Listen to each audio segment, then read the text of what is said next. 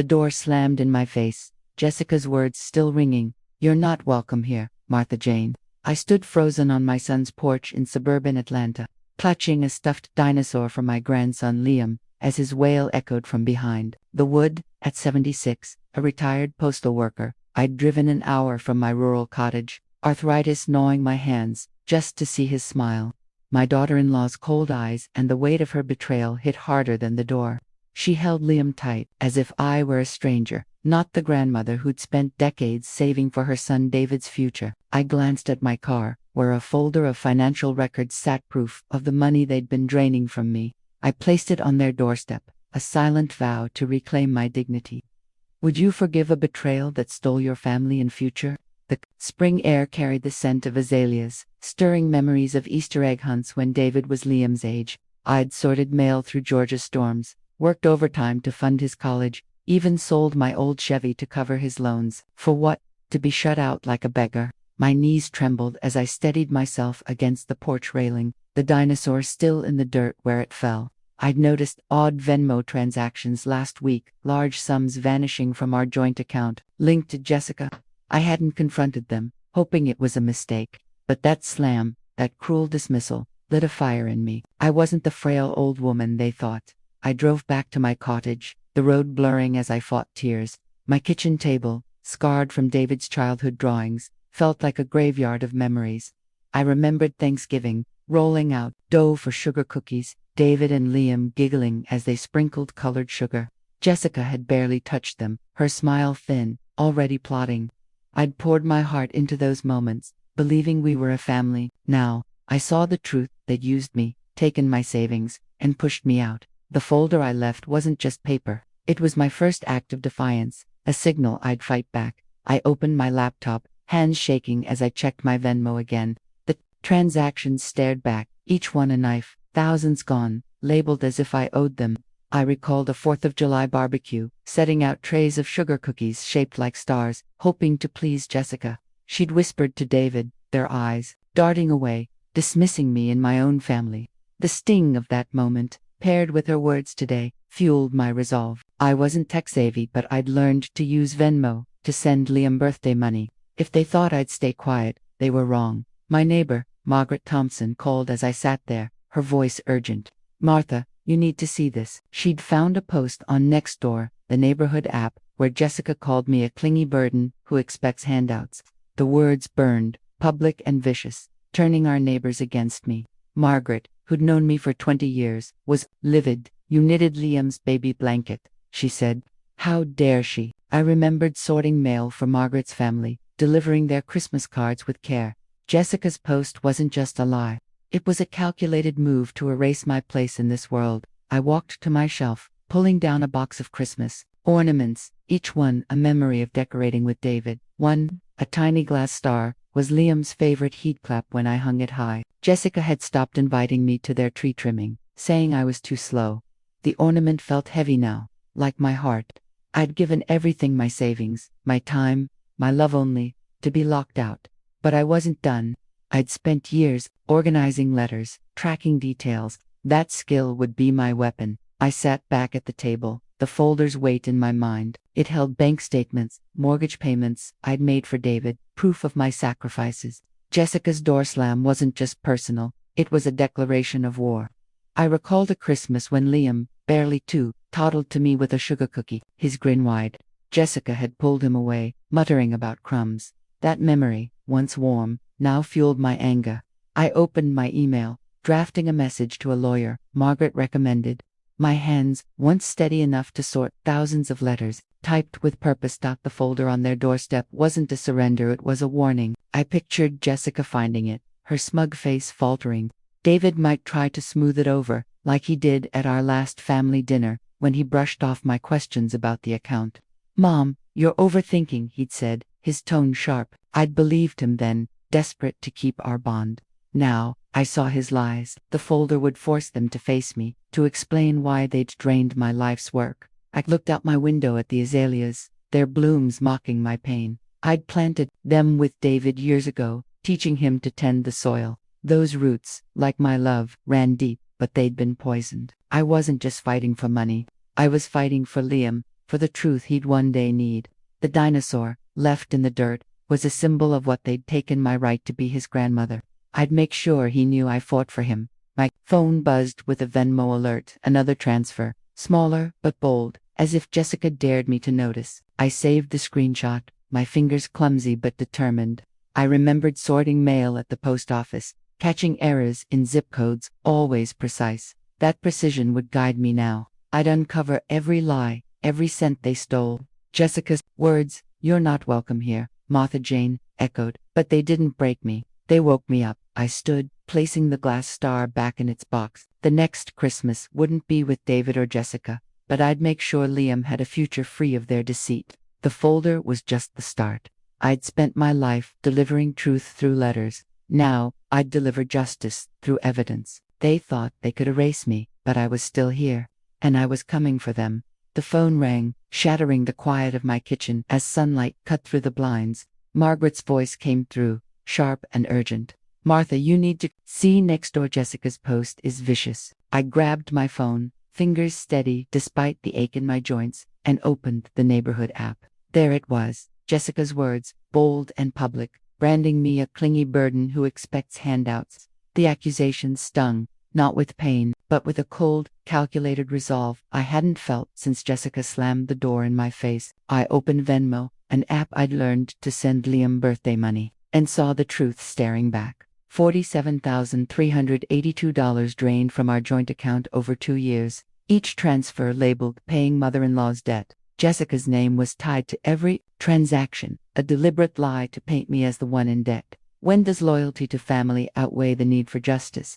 I set the phone down, my hands no longer shaking but purposeful. I'd poured my life into David, every sacrifice, every late night, every penny saved for his future. Now, he let Jessica siphon my savings, leaving me scraping by for my meds. I recall the 4th of July picnic at a local park, spreading a checkered cloth, arranging sugar cookies shaped like stars for Liam. Jessica had whispered to David, their glances sharp, brushing me off as I handed Liam a cookie. That moment, once filled with hope, now hardened my focus. They thought they could erase me, but I was far from finished. I drove to Margaret's house, a neat ranch across the county road, the Georgia heat heavy on my shoulders. She met me on her porch, gray curls bouncing, and handed me a printed screenshot of Jessica's post. "She's turning the whole neighborhood against you," she said, her voice thick with outrage. Margaret had been my friend for decades, there when Liam was born, when I'd carried his stroller up her steps. I read the post again. "Martha expects us to fund her retirement." Each word was a calculated cut, meant to isolate me from the neighbors I'd shared coffee and gossip with for years. I folded the paper, my mind sharp. This wasn't just personal, it was a public attack. I thanked Margaret and drove to a quiet bench in a nearby community garden, the air thick with honeysuckle. Sitting there, I opened my email on my phone, a trick I'd picked up to manage bills. A new Venmo alert popped up, another $200 gone, labeled Martha's expenses. The audacity of it sparked something fierce. I remembered a Christmas Eve, shaping sugar cookies with David, his small hands pressing sprinkles into the dough. Jessica had barely glanced at the tray, muttering about calories. I'd believed we were family then. Now, I saw their game. They'd framed me as a leech to justify their theft. I pulled out a small notebook, the kind I used for grocery lists, and jotted down the Venmo transactions. Each entry fueled my determination. $47,382 wasn't just money. It was my security, my independence. I recalled a Labor Day barbecue, setting out a tray of sugar cookies for Liam, only for Jessica to pull him away, saying, "Grandma's treats aren't healthy." Her words had cut, but I'd smiled through it, desperate to keep the peace. No more. I emailed Margaret, asking her to keep an eye on Jessica's next-door activity. "She's not done," I wrote, my tone clipped.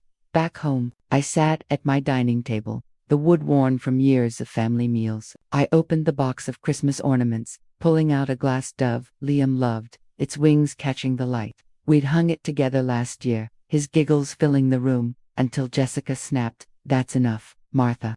The memory sharpened my focus. I wasn't just fighting for myself, I was fighting for Liam, for the truth he deserved.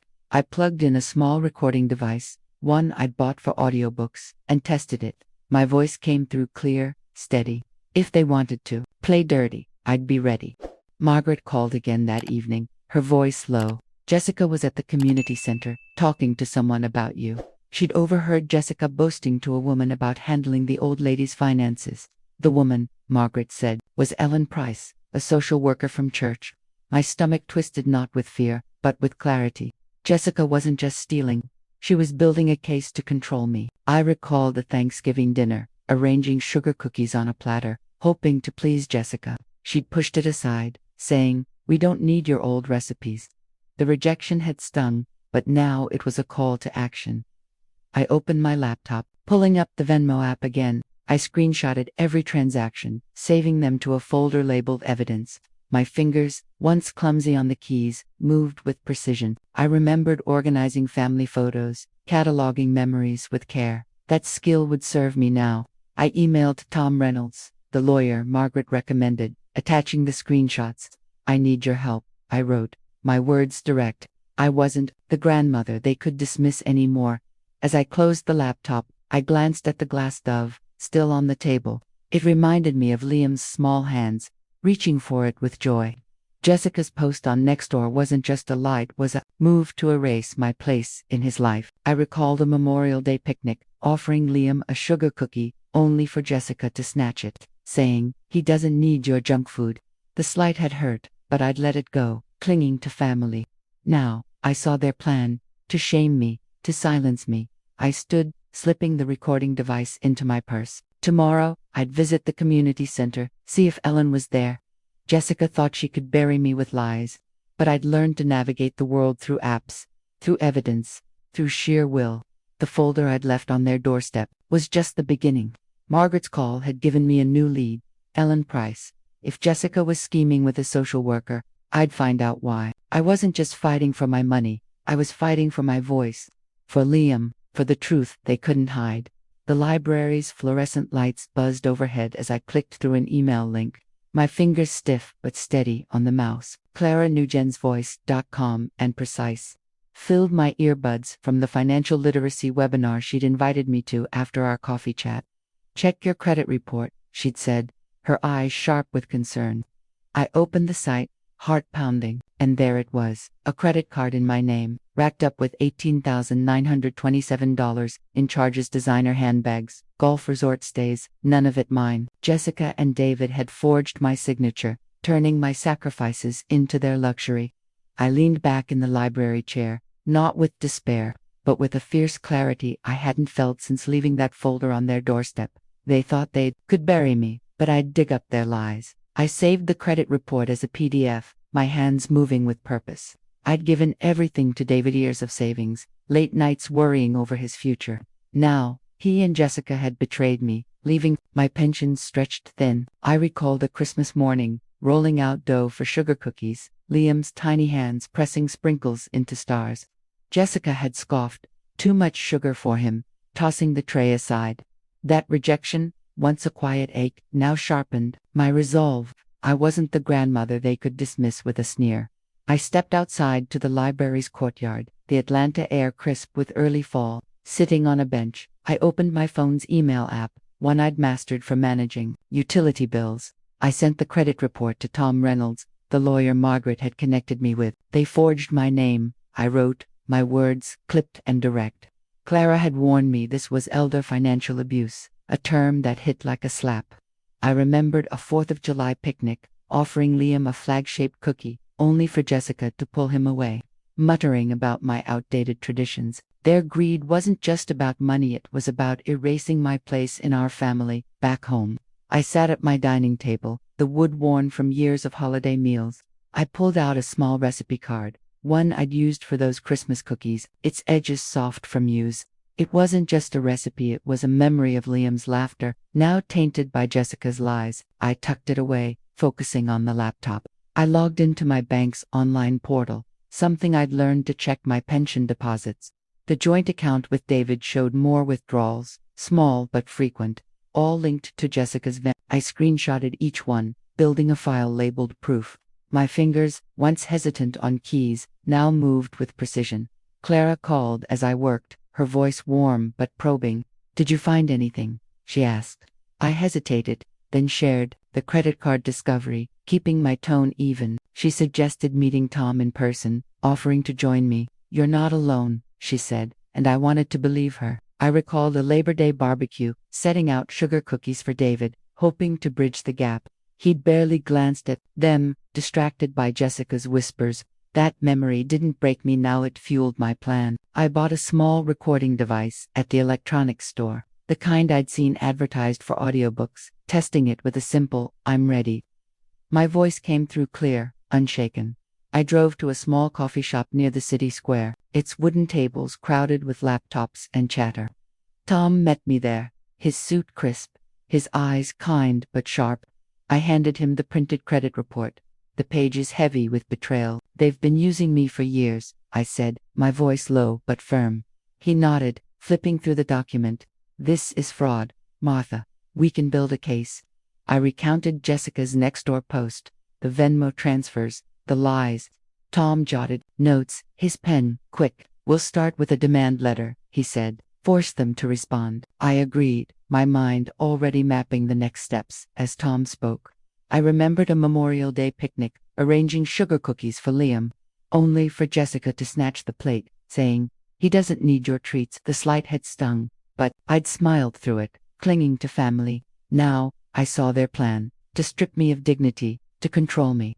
I slipped the recording device into my purse, its weight reassuring. I'd use it to catch their lies, just as they'd used my trust against me. Tom promised to dig into the credit card records, to trace every charge. "We'll hit them hard," he said, and I nodded. My resolve like steel. I left the coffee shop, the city square bustling with evening traffic. I stopped at a park bench, pulling out my phone to check email. A new Venmo alert popped up, $150, labeled Martha's Meds. The lie was bold, as if they dared me to fight. I saved the screenshot, my fingers swift. I recalled a Thanksgiving, Liam clapping as I cut sugar cookies into turkeys, Jessica rolling her eyes. That memory, once warm, now drove my mission. I wasn't just fighting for money, I was fighting for Liam, for the truth he'd need one day. Clara texted, asking to meet again. "I know a group for seniors," she wrote. "They've been through this." I hesitated, wary of sharing too much, but agreed to join her at a community center talk. I remembered sorting family photos, cataloging memories with care. That precision would guide me now. I emailed Tom again, attaching the new Venmo screenshot. "Keep these safe," I wrote. My voice, once soft to keep peace, was now a weapon. As I drove home, the recipe card flashed in my mind, Liam's small hands, his joy. Jessica's lies couldn't erase that, but a new email from Margaret stopped me cold. "Jessica's been asking around about nursing homes." The words hit like a brick, not with fear, but with a burning need to act. They weren't just stealing my money, they wanted me locked away, out of Liam's life. I gripped the steering wheel, my plan sharpening. I'd meet Clara's group, gather allies, and use that recorder. Jessica and David thought they'd won, but I was just beginning. Sarah Lopez leaned across the counter of the downtown coffee shop, her voice low, eyes darting to the door. "I heard Jessica talking about you. Something about recordings," she said, wiping a mug with a rag. The aroma of roasted beans filled the air, but my focus locked on her words. I'd driven into Atlanta's city center, following Margaret's tip about Jessica's meetings here, my recording device tucked in my purse. Sarah, a barista and friend of Margaret's niece, hesitated before continuing. "She was with a woman, said they'd make you sound confused, like you needed a nursing home." The revelation hit like a freight train, but instead of fear, a relentless drive surged through me. They wanted me locked away, but I'd turned their own game against them. I ordered a black coffee to steady my hands, sitting at a corner table. The shop's chatter, a dull hum. Jessica and David had already stolen $47,382 through Venmo, forged a $18,927 credit card in my name, and slandered me on Nextdoor. Now, they planned to strip my freedom, using manipulated recordings to paint me as incompetent. I recall the Memorial Day picnic at a riverside park, hanging Christmas ornaments on a community tree with Liam, his giggles bright. Jessica had yanked him away, saying, "You're too slow, Martha." That moment, once a quiet wound, now steeled my purpose. I wasn't the grandmother they could cage. Sarah slid a napkin across the counter, scribbled with the name, Ellen Price, social worker. That's who Jessica met, she whispered, glancing at a customer entering. I pocketed the napkin, my mind racing. I'd learned to use email for bills, so I sent Tom Reynolds, my lawyer, a quick message. Jessica's working with Ellen Price, planning to use edited recordings against me. My fingers, once clumsy on the phone, typed with precision. I remembered a Christmas Eve, unpacking ornaments with David, his small hands clutching a glass star. Jessica had scoffed. Those old things cluttered the tree. Their plan to erase me wasn't just financial, it was personal, aimed at my legacy with Liam. I left the coffee shop, stepping into the bustling city square, the evening air cool against my skin. I drove to a small public park nearby, its benches overlooking a fountain. Sitting there, I tested my recording device, speaking softly. They're planning to lock me away. The playback was crisp, my voice unwavering.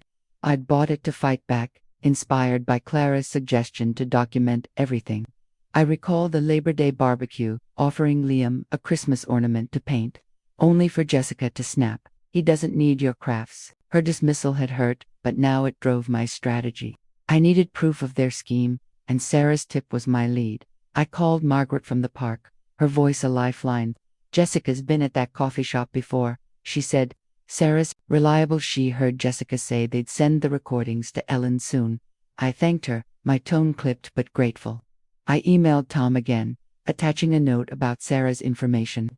Can you check Ellen Price's background? I asked.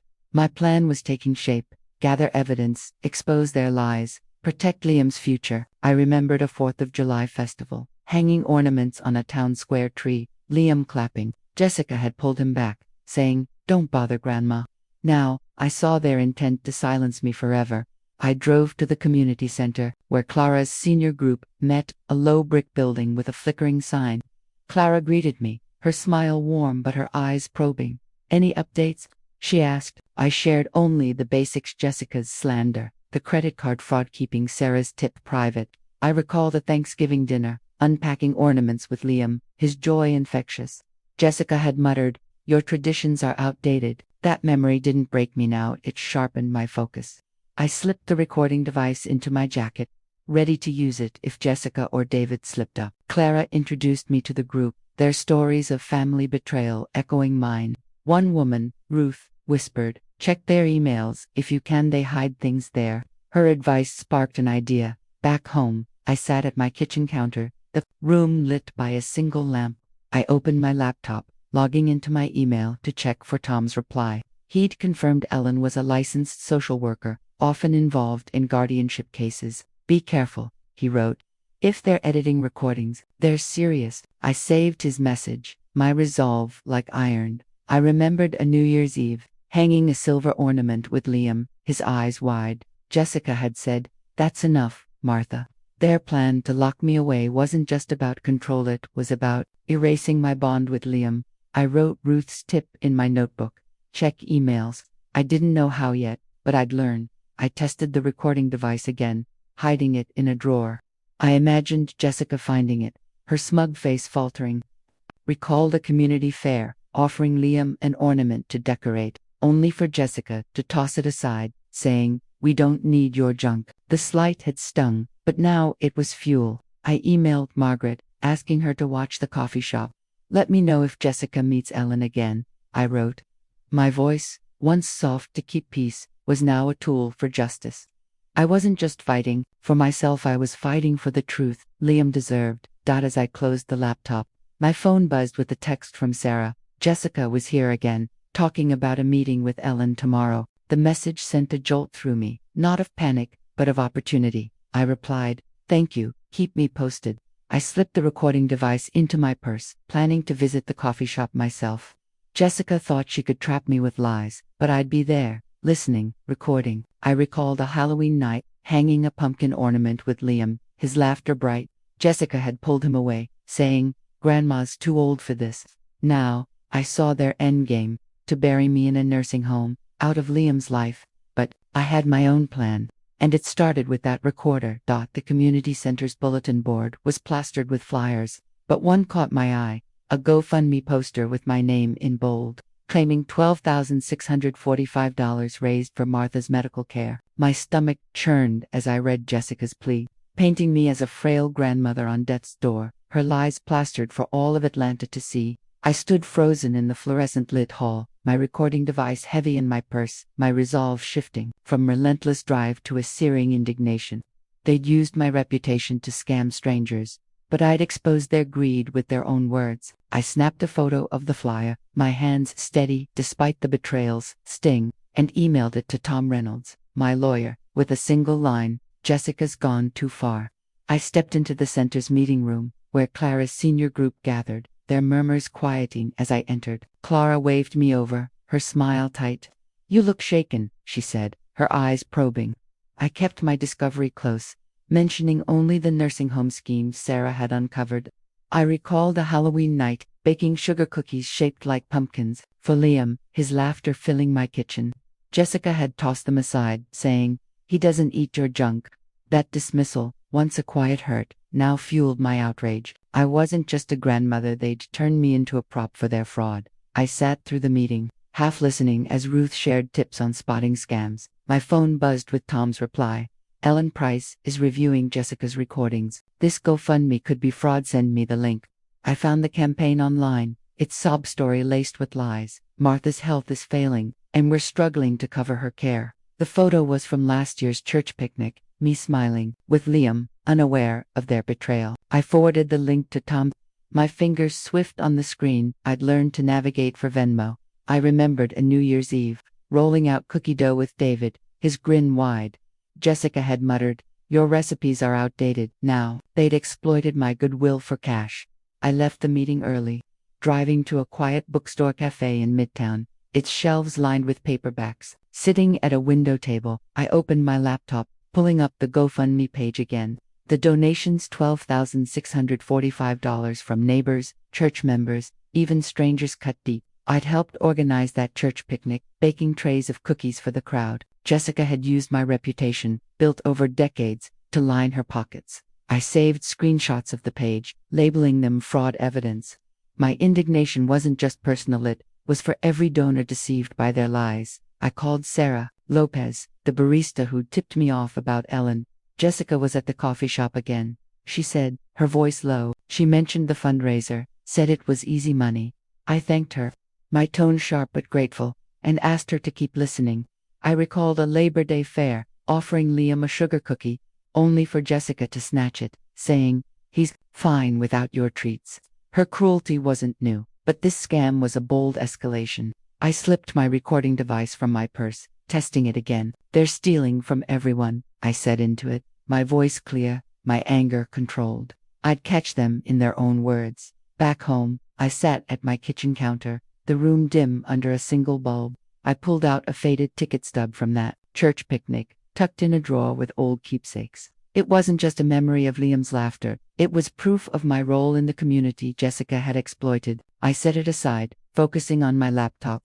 I emailed Tom the screenshots, adding, "Check the donor list, some are from our church." My plan was clear: expose the fraud, link it to the nursing home scheme, and build a case that would bury Jessica's lies. I remembered a 4th of July festival, baking cookies for the crowd, Liam clapping. Jessica had pulled him away, saying, "Don't bother Grandma." Now, they'd turned my kindness into a con. Clara texted, asking about the group. "You left early, everything okay?" I replied vaguely, wary of her probing. Ruth's advice from the meeting echoed, "Scammers always slip up online." I searched Jessica's name on the community center's website, finding a photo of her at the picnic, smiling with the GoFundMe poster. I saved it, my fingers precise. I recalled a Christmas morning, shaping cookies with Liam, his joy infectious. Jessica had scoffed, "We don't need your baking." Their scam wasn't just theft, it was a betrayal of every moment I'd given them. I drove to the church the next morning, its steeple stark against the gray sky. I met with Emily Harris, a bank teller and church member who'd donated to the fundraiser. "I thought you were sick," she said, her face falling as I showed her the GoFundMe screenshots. "Jessica said it was for your hospital bills." I explained the fraud, my voice steady, and asked her to check her bank records for the donation. Emily promised to help, her shock mirroring my own. I remembered a Thanksgiving dinner, offering Liam a turkey-shaped cookie, Jessica pushing it away. That memory didn't break me, it drove my mission. I returned home, opening my email to find Tom's update. The GoFundMe's linked to Jessica's personal account. We're building a fraud case. He'd also found Elon's emails with Jessica, hinting at a guardianship petition. I saved his message, my indignation now a focused fire. I tested my recording device again, hiding it in my purse. I imagined Jessica boasting about her scam, unaware I was listening. I recalled a community bake sale, baking cookies for Liam, only for Jessica to dismiss them. Their fraud wasn't just about money, it was about erasing my place in Liam's life. I sat back, the ticket stub on the counter catching my eye. It reminded me of Liam's small hands, his joy at the picnic. Jessica's lies couldn't erase that, but a new email from Sarah jolted me. Jessica's planning a fundraiser event at the community center tomorrow. Ellen will be there. The message wasn't just deleted, was a chance to catch them in the act. I replied, I'll be there. With my recorder, I wasn't just fighting for justice. I was fighting for Liam, for the truth he deserved. Jessica thought she could hide behind her lies, but I'd be ready, waiting for her to slip. The front door of my cottage creaked open, and David stepped inside, his shoulders hunched, eyes avoiding mine. I'd invited him over, hoping for truth, but his guarded posture told me he'd come to deflect. My recording device, hidden in my apron pocket, was already running, its tiny red light a secret ally. I offered him coffee, my voice steady, but inside, a fierce determination burned, not the indignation of Jessica's GoFundMe scam, but a quiet, unyielding strength to expose their lies. They thought they could hide their betrayal, but I'd catch them in their own words. I set the table, the same one where we'd shared countless meals, and waited for him to slip. David sat, stirring his coffee, his fingers restless. Mom, you're making a big deal out of nothing, he said, his tone sharp, like at last Thanksgiving when he brushed off my questions about our joint account. I mentioned the $18,927 credit card fraud, watching his jaw tighten. It's just a bank glitch, he insisted, but his eyes darted to the door. I leaned forward, keeping my voice calm. David, I found the charges handbags, golf trips, you know I didn't make them. He shifted, muttering, You're confused, Mom. Let it go. I recalled a Christmas morning, unpacking a box of ornaments with Liam, his small hands clutching a glass bell. David had smiled then, but Jessica had snapped. Those old things are a hassle. Now, his denial was a crack in their facade. I stood to refill his cup, the recorder catching every word. I also saw Jessica's GoFundMe, I said, watching him flinch. $12,645. David, using my name, he rubbed his neck, voice low. She's just trying to help. Help. The words stung, but I didn't waver. I remembered a 4th of July picnic, hanging ornaments on a community tree. Liam giggling. Jessica had pulled him away, saying, Grandma's too slow. That memory, once warm, now fueled my resolve. I wasn't confronting him for answers. I was gathering evidence. I asked about Ellen Price, the social worker, and David's face paled. You're digging too much, Mom, he said, his voice barely a whisper. I walked him to the door, my apron brushing the recorder. As he stepped outside, I heard him mutter into his phone, She's asking about Ellen. Jess, she knows too much. The recorder caught it all, clear and damning.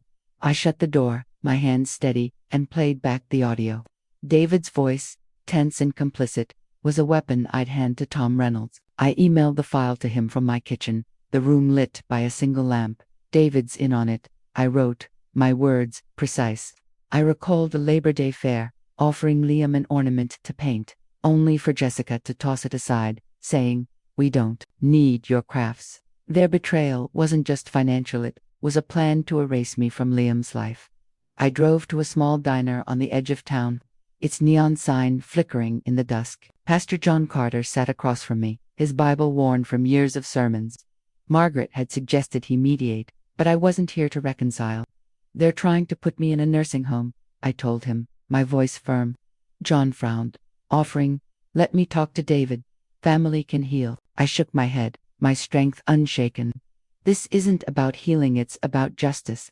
I remembered a Memorial Day barbecue, hanging a star ornament with Liam, his joy infectious. Jessica had snapped, You're too old for this. Now, I saw their endgame, to silence me forever. I thanked John but left, my recorder still in my purse, ready for the next move, back home. I sat at my desk, pulling out a single Polaroid from that Memorial Day barbecue, Liam, holding the star ornament, smiling. It wasn't just a photo, it was proof of my bond with him, one they couldn't steal. I tucked it away, focusing on my laptop. I checked my email, finding Tom's reply. The recording is gold. We'll use it to pressure them. My plan was clear. Build an airtight case, expose their lies, protect Liam's future. I recalled a New Year's Eve, decorating with Liam, his small hands, careful with the ornaments. Jessica had muttered, "Your traditions are pointless." Their lies didn't just hurt, they aimed to erase my legacy. I called Sarah Lopez, the barista, from my porch, the night air cool. "Jessica's been quiet at the coffee shop," she said. But Ellen was there, looking nervous. I thanked her, my tone sharp but grateful. I emailed Tom again, asking him to dig into Ellen's recent meetings. "She's the key," I wrote. My fingers, once hesitant, now moved with purpose. I remembered a community festival, hanging ornaments with Liam, his laughter bright. Jessica had pulled him away, saying, "Don't bother Grandma." Now, their scheme was unraveling, and I was the one pulling the threads. I tested the recorder again, its playback crisp. I imagined David hearing it, his excuses crumbling. I recalled a Halloween night, offering Liam a pumpkin ornament, only for Jessica to dismiss it. Their betrayal wasn't new, but this recording was my counterstrike. I sat back, the Polaroid on my desk, catching the light. Liam's smile was my reason to fight, not for revenge, but for truth. My phone buzzed with a text from Margaret. "Saw Jessica arguing with Ellen outside the community center. Something's off." The message wasn't just news, it was a crack in their plan, a chance to catch them slipping. I replied, "I'm ready with the recorder." Jessica and David thought they could control me, but I was closing in, and their lies were about to break. The community center's folding chairs scraped the floor as I sat, my phone buzzing with a new email from Tom Reynolds. His words hit like a punch. "Clara's been talking to Jessica, she's not on your side." My heart didn't sink, it hardened, a steely resolve replacing the quiet strength I'd felt catching David's confession. I'd trusted Clara, shared my evidence, only to learn she'd sold me out for a cut of Jessica's scam. They thought they could outmaneuver me, but I'd turned their betrayal into my weapon. I opened my laptop, fingers swift, and posted an anonymous tip to the center's online forum. "Check the GoFundMe for Martha, it's a fraud." My indignation wasn't just personal, it was a fire to expose their lies. I leaned back, the room's fluorescent lights casting shadows on the poster-covered walls. Clara had seemed genuine, guiding me through financial classes. But now I saw her game. Jessica's $12,645 GoFundMe, the forged $18,927 credit card, the edited recordings, all pieces of a plan to lock me away. I recalled a Halloween bake sale, shaping sugar cookies for Liam, his smile bright. Jessica had tossed them aside, saying, "Nobody wants your treats."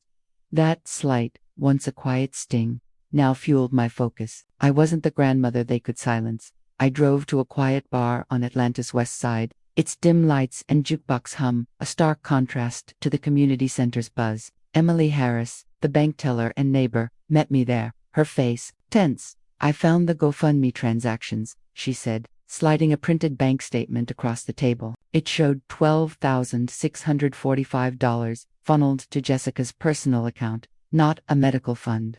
I thanked her, my voice firm, and tucked the statement into my purse beside the recording device. I remembered a New Year's Eve, baking cookies with Liam, his laughter warm. Jessica had scoffed, "Your baking's a waste." Their lies weren't just theft, they were a campaign to erase my role in Liam's life. I emailed Tom from the bar, attaching Emily's statement. "Clara's working with Jessica," I wrote, my words sharp. "We need to move fast." My plan was clear. Used the forum post to stir public doubt, forcing Jessica to slip. I recall the Labor Day picnic, offering Liam a cookie shaped like a flag, only for Jessica to pull him away, saying, "He doesn't need your junk." The memory didn't break MIT, sharpened my edge. I'd learned to screenshot evidence on my phone, a skill honed from tracking Venmo thefts. I saved the bank statement as a PDF, labeling it fraud-proof. Back home, I sat at my kitchen table, the wood worn from years of family dinners. I pulled out a single ribbon from that Halloween bake sale, tied around a bag of cookies for Liam. It wasn't just a keepsake, it was a reminder of my fight for him. I opened my laptop, checking the community forum. My anonymous post had sparked replies. Is this true? Who's behind it? The doubt was spreading, just as I'd planned. I recalled a 4th of July festival, baking cookies for the crowd, Liam clapping. Jessica had muttered, "Your stuff's outdated." Now, their scam was unraveling, and I was pulling the strings. I called Margaret from my porch, the night air. Cool. Jessica's been at the center, looking nervous, she said. Clara was with her. I thanked her, my tone clipped but grateful. Clara's betrayal wasn't a setback, it was a chance to tighten my case. I emailed Tom again, asking him to trace Clara's financial ties to Jessica. She's in deep, I wrote. I remembered a Christmas fair, offering Liam a cookie, only for Jessica to dismiss it. Their lies didn't just hurt, they aimed to bury my legacy. My fingers, once hesitant, now moved with precision on the keyboard. I drove to the church. The next morning, its pews empty under stained glass light. Pastor John Carter approached, his voice gentle. "Martha, let's try mediation again," he said. I shook my head, my resolve unshaken. "They've gone too far," I said, my voice low but firm. I recalled a Memorial Day barbecue, baking cookies for Liam, his joy infectious. Jessica had pushed the tray away, saying, "He's fine without your treats." Now, I saw their endgame, to strip me of dignity and freedom. I thanked John but left, my recording device ready for Jessica's next move. Back at the community center, I lingered near the bulletin board, watching Clara from a distance. She was chatting with the group, her smile too bright, her eyes scanning the room. I slipped my recorder into my jacket, capturing her casual mention of helping Jessica with a project. I saved the audio, my mind racing. I recalled a Thanksgiving dinner, shaping cookies with Liam, his hands sticky with icing. Jessica had snapped, "Your traditions are pointless." Their betrayal wasn't new, but Clara's role was a fresh wound. I emailed the audio to Tom, writing, "Clara's complicitous." This sat in my car, the ribbon from the bake sale on the dashboard. It reminded me of Liam's laughter, my reason to fight. My phone buzzed with a reply from Tom. "Clara's bank records show payments from Jessica. We're building a fraud case." My resolve wasn't just for justice, it was for Liam, for the truth he deserved. I checked the forum again, seeing more comments, questioning the GoFundMe. The community was waking up, and I was fanning the flames. As I drove home, a text from Sarah Lopez stopped me. "Jessica's planning to meet Ellen at the center tomorrow. They're rushing the guardianship papers."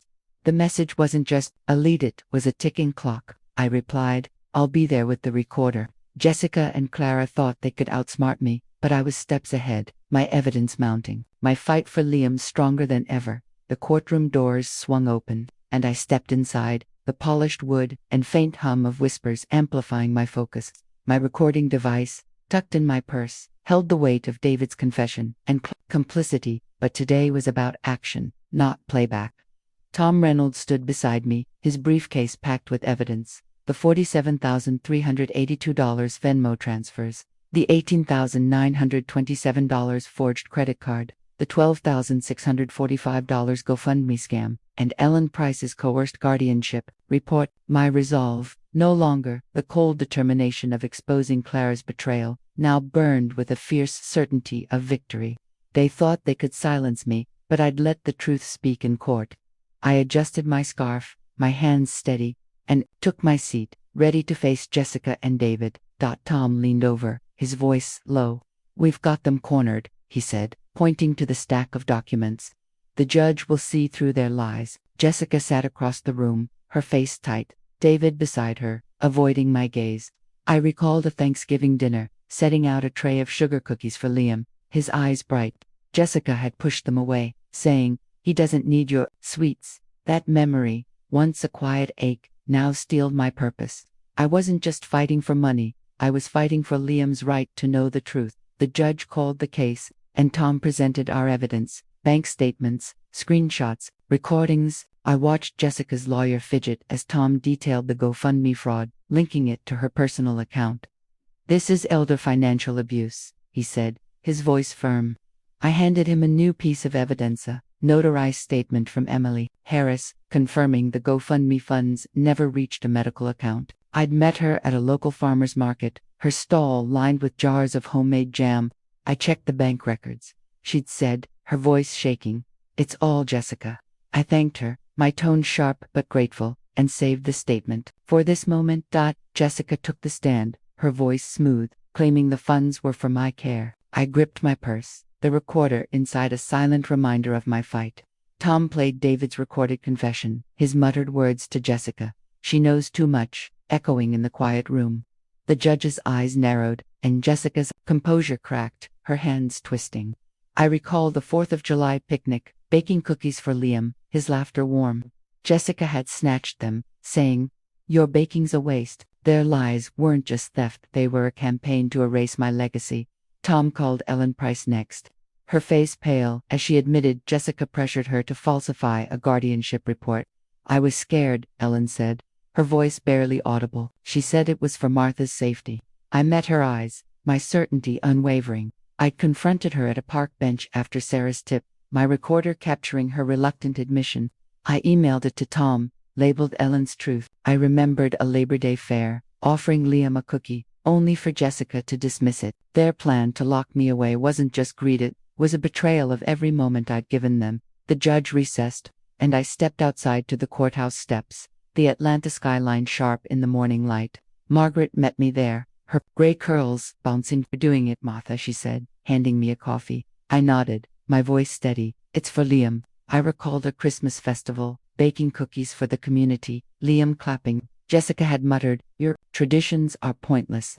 Now, their lies were crumbling under scrutiny. I checked my phone, finding a new email from Tom. "We're pushing for full restitution, $66,309. My fingers, once clumsy, now moved with precision.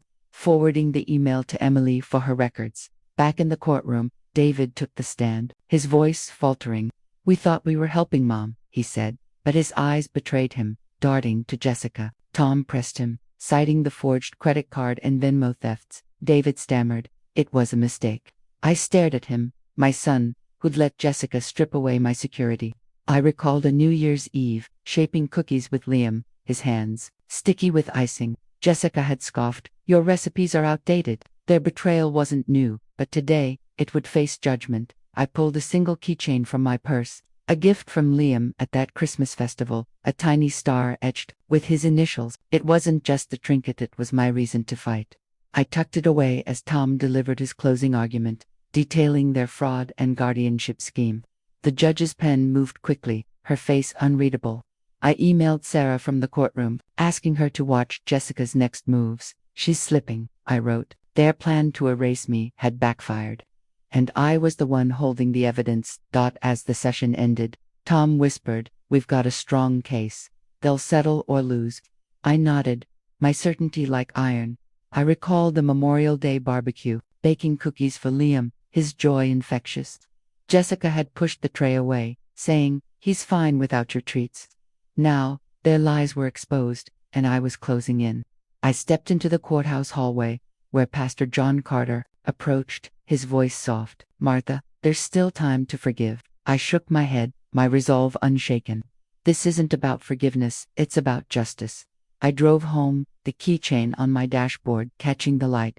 It reminded me of Liam's laughter. My purpose. My phone buzzed with a text from Sarah. "Jessica's telling people you're lying about the fraud. She's desperate." The message wasn't just news, it was a sign they were cracking under pressure. I replied, "Keep listening, I'm ready." Jessica and David thought they could discredit me, but I had the truth. And the courtroom was just the beginning. The laptop screen glowed in my darkened living room, the Google Drive folder labeled "For Liam" open, its files meticulously organized, Venmo screenshots, credit card statements, recordings of David and Jessica's lies, Ellen's coerced report, and the GoFundMe fraud evidence. My fingers hovered over the share button, the weight of my journey settling into a calm acceptance, not the fierce certainty of the courtroom victory. I'd won back $66,309, but the cost was my son and grandson. They thought they could erase me, but I'd leave Liam the truth. I typed a password only he'd understand, star ornament, from our Christmas decorating days, and sent the link to a secure email for him to find later. My fight wasn't for vengeance, it was for his future. I leaned back, the room quiet except for the hum of the laptop. The judge's ruling had exposed Jessica's $47,382 Venmo theft, the $18,927 forged credit card, the $12,645 GoFundMe scam, and their nursing home scheme. David's confession in court, recorded by my device, sealed their fate. Mom's living too long. Jess, she's holding us back. His words, raw and cold, echoed as I sat alone. I recall the Halloween night, decorating a tree with Liam, his small hands hanging a star ornament. Jessica had snapped, "Your traditions are pointless." That memory, once a quiet wound, now anchored my resolve. I wasn't just saving money, I was preserving my legacy. I drove to a small park near my cottage. It swings empty under the morning mist. Sitting on a bench, I opened my phone, checking the email I'd sent to Liam's future self. The folder held every piece of evidence, a digital echo of the physical folder I'd left on their doorstep. I remembered a New Year's Eve, Liam giggling as we hung ornaments, Jessica muttering, "You're too old for this."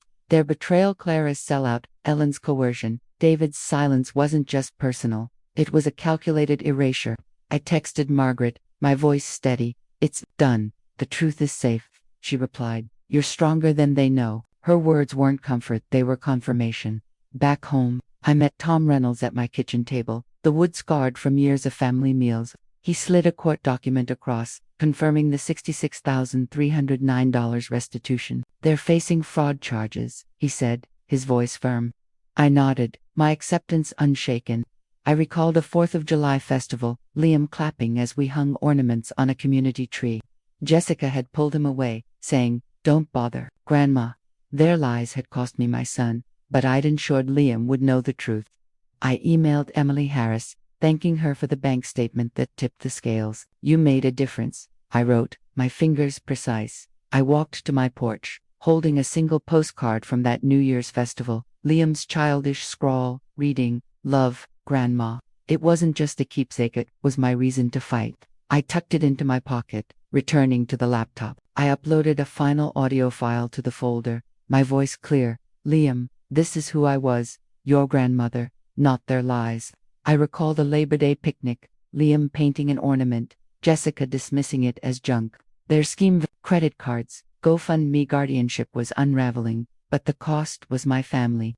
I texted Sarah Lopez, asking her to keep an eye on Jessica's next moves. "She's desperate," I wrote. I sat with Pastor John Carter at a local library, its shelves heavy with books. He urged reconciliation again, his voice soft. "Martha, family can heal," he said. I shook my head, my resolve firm. This isn't about healing, it's about truth. I recalled a Memorial Day barbecue, Liam's hands sticky with ornament paint, Jessica snapping, "He's fine without your crafts." Their betrayal wasn't new, but my response was, I'd won, in court. But this folder was my final act for Liam, not them. I emailed Tom one last time, confirming the folder's security. "It's for my grandson," I wrote. As I closed the laptop, my phone buzzed with a text from Margaret. "Jessica's telling people you fabricated everything. She's losing it." The message didn't spark anger, it confirmed their desperation. I replied, "Let her talk. The truth is out." I stood, the postcard in my hand, Liam's love etched in ink. My fight was over, but its echo would linger. I looked out at the stars, my heart steady, not with triumph, but with the quiet peace of a battle well fought. Looking back, I see every step, Jessica's slammed door, David's cold confession, Clara's betrayal as a map of betrayal I navigated alone. I learned a hard truth. Family isn't owed loyalty when it wields love as a weapon. The $66,309 I reclaimed wasn't just money, it was my dignity, stolen by those I trusted most. I fought with screenshots, recordings, and a stubborn will, not because I wanted revenge, but because silence lets lies fester. For those facing betrayal in their own homes, know this: your worth isn't tied to their approval. Gather your evidence, find your allies, and fight not with anger, but with clarity. The truth is your strength, even when it costs you everything. To you watching, I've walked through the dark and come out whole. You can too. If this story moved you, subscribe to the channel. Let's keep sharing truths that matter.